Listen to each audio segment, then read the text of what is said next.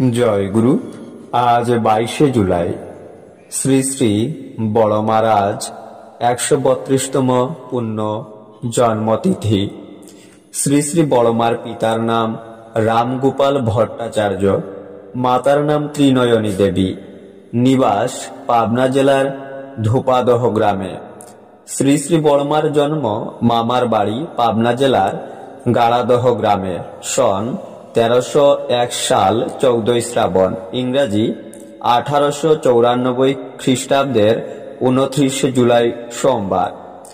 শ্রী শ্রী বড়মার জন্ম সকাল 8টা 50 মিনিটে। ছোটবেলায় শ্রী শ্রী বড়মাকে ফটকি বলে ডাকা হতো। দেখতে অতীব সুন্দরী ও ফুটফুটে ছিলেন তিনি। বাল্যকাল থেকেই শ্রী শ্রী ঠাকুর দেবতার প্রতি সহজ ভক্তি ছিল জগজ্জননীর। গুরুজনদের প্রতি শ্রদ্ধা সম্মান দিতেন।